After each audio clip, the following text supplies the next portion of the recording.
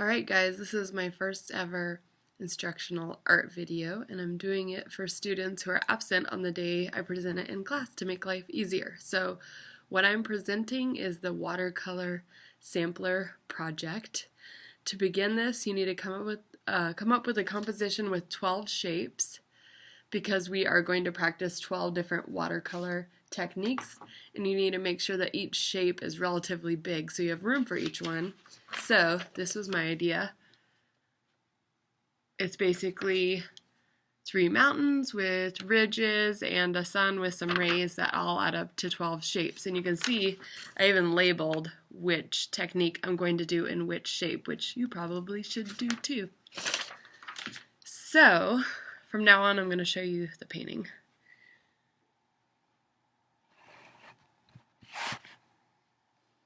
Okay, there's actually a certain order we have to do this because certain things need to dry before you can move on. So the very first thing we need to do is the liquid frisket. This is the liquid frisket. It basically does the same thing as the tape. It preserves the color of the paper. So the paper is white. So let's say I paint this liquid frisket and then I let it dry, and then later I paint black around it. Once it all dries and I rub off the liquid frisket, where I painted it will remain white. But you could also paint another color underneath and let it dry and then do the liquid frisket, and then that's what the color it would be when you rubbed it off. But I'm just going for the color of the paper. So because this is the sky up here, my idea for the liquid frisket was just to paint some little birds. You can do a design, you could do a pattern, whatever you want, just be thoughtful about it. And then don't touch that till it dries. You'll know it dries because I think it gets clear. If you look right now, it's like white and raised. And it kind of reminds me of rubber cement when it dries. It's kind of gummy. Okay, so I've done the liquid frisket layer. The next layer I'm going to do is called glazing. So when I did it on this one, see if you can see it. It is this one that looks like plaid here. You see how I did stripes. You're just doing the stripes in one direction. But I decided to do it for this area, so I'm actually going to do curved stripes in the shape of the sun. And because it's the sun, I want to use warm colors, but my rule is use at least 3 different colors. Because the point of this is to see how the colors interact with each other when they're layered over each other dry. Okay, so I'm going to go for yellow. Your goal when doing the stripes is to not let them touch. Leave a little bit of space between them because we want like crisp colors. Then when watercolor touches other watercolor, when it's wet, it bleeds together. So I think my 3 colors are going to be yellow, orange, and red. Whoa.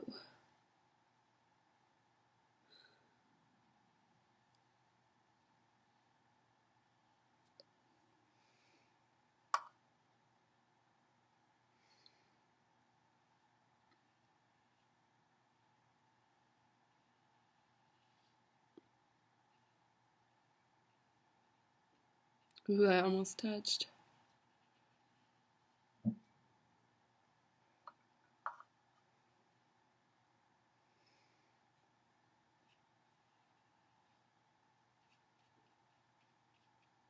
Alright, so I've done the liquid frisket and I've done the first layer of the glazing. The next 3 I'm going to do are actually underlayers. So 3 of the techniques, if you look at this one here, which is called splatter, see how it's green behind, that's the underlayer. And this one that's called blow has an underlayer, see the light purple on this? And then also this one called dry brush has a light orange underneath. I'm basically doing the underlayers for those 3 so that they will be dry, and then later I can add the techniques on top. So the one that's called dry brush I'm going to do right here. So my underlayer, I think I will do maybe I'll mix like a bright pink for fun, or do my best to make a bright pink. So I'm going to take the red pink is basically a light red, right? Red with white. With watercolor, to make something lighter, you usually add more water. I'm going to mix a little orange in with my red.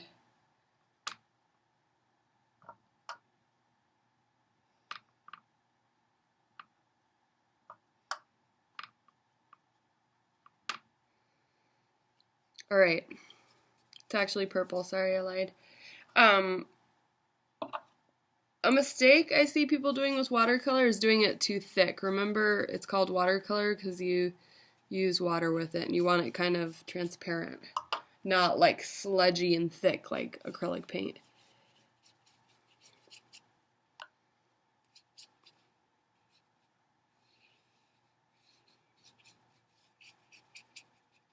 Alright, this is my underlayer for the dry brush.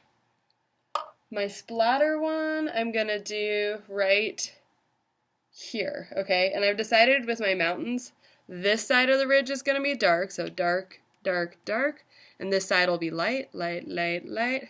And so where the splatter is a lighter side. So if I want it lighter, could use more water.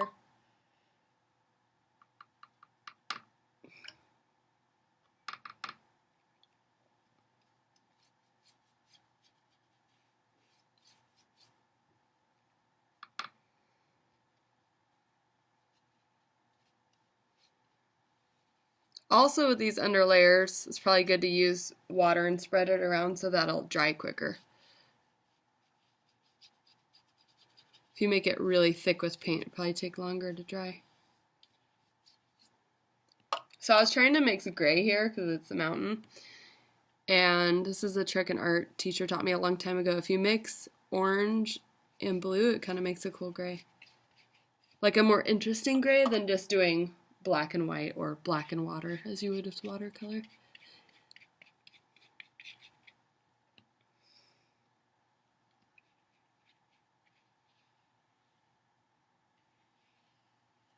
Alright, so I did the underlayer for where the splatter is going to go. The last one is called Blow, my underlayer for Blow. So that sounds kind of funny. That is where you will later add kind of a blob of paint and blow it with a straw so it moves around.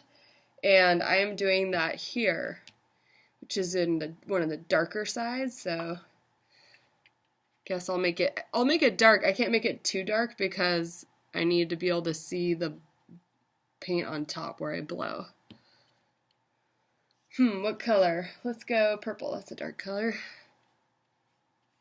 So obviously this is pretty dark. I need to lighten it up a bit so I can see the paint on top later, so I'm just going to add water and not really add much more paint.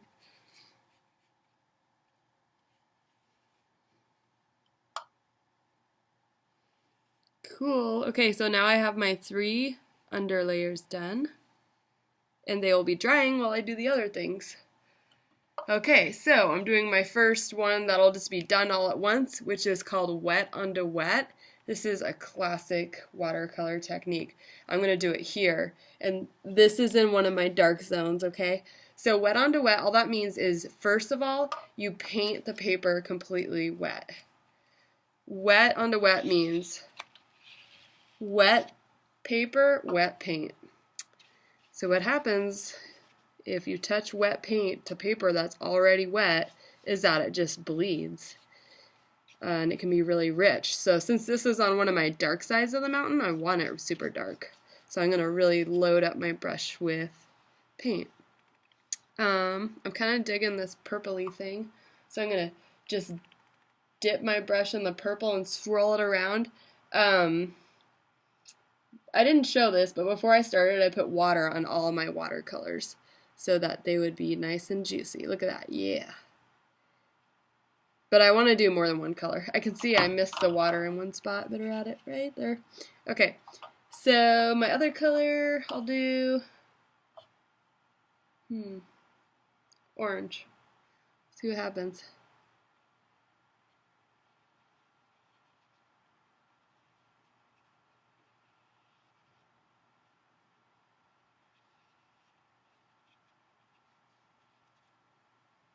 Now let's do yellow. It can end up looking like crazy tie-dye, which is kind of what I'm going for. I just want it dark or rich, I guess we'll say.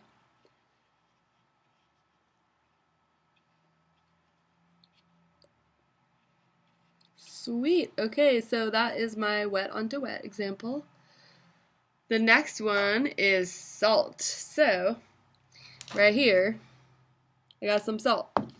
The salt thing, you also work pretty wet. Basically, you paint an area that's wet and you sprinkle salt onto it, and salt absorbs water, so where the salt goes, it absorbs the paint and the water, and it leaves like a cool texture. So the area where I wanted to do salt was here. So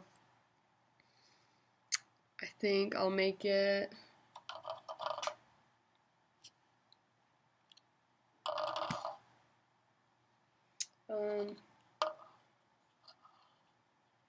I guess red for fun.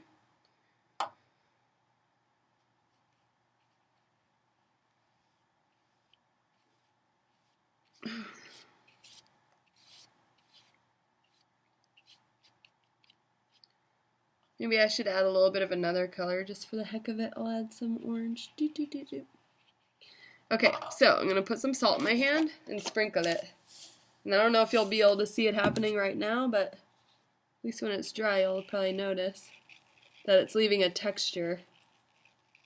So I also want you to think about your future with watercolor, like once you see what something looks like what could I use this for? So salt could be like, oh, you're painting snow and you want to sprinkle a little salt on this light blue color you made mixed with white, to show the texture of what granular snow looks like, or sand, or splashes from water, or whatever. Okay, so there's my salt area. The next one is sgraffito, and that's an Italian word which means scratch. So graffito, I've heard in Italian means draw, and that's why graffiti is the plural of that, just like drawings on the wall. So sgraffito, scratch. So my sgraffito area is this ridge on the mountain, so it's also going to be dark. I'm going to make it, just to make it different from the purple, I'll make it like a green-blue. Ooh.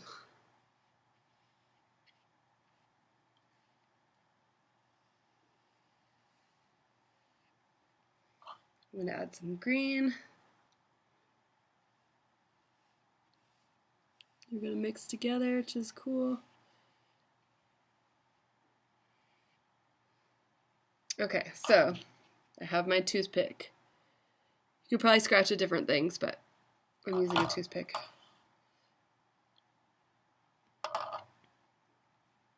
I thought it'd be fun to scratch like little random triangles. I don't know, I might have added a little too much water. But hopefully when it dries, you'll still see something. So when you scratch, you're making like a little wound in the paper, like a little crevice.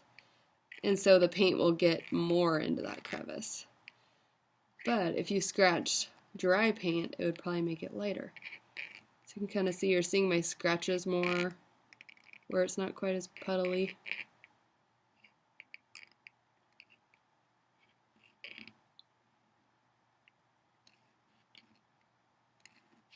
So this graffito might be nice for little details, like little tree branches, stuff like that. Or any little texture you'd want to scratch in. Alright, we'll see how this dries. I can see it a little bit at least. The next technique we're going to do is a gradient. And a gradient means it's fading from one color to another. And I'm going to do that right here. So that's on my light part of the ridge. So I think I'll use red again. Maybe I'll try to do red fading to yellow. Go ahead and paint it with a brush so it's wet.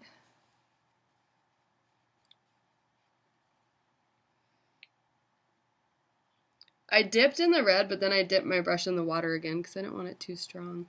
So it's just faint.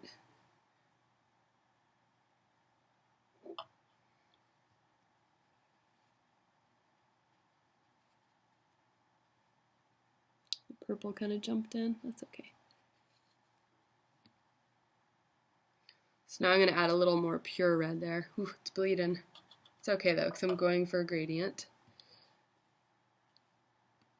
You can tip your paper a little bit too, but I don't want to make the other ones go where I don't want them.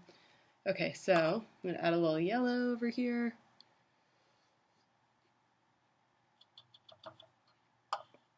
And manipulating the paint while it's still wet with my brush, I'm going to try to make it a fade from red to yellow. And you could use a gradient when you're shading. So there's my gradient. Next we got Saran wrap, and I'm going to pause it real quick.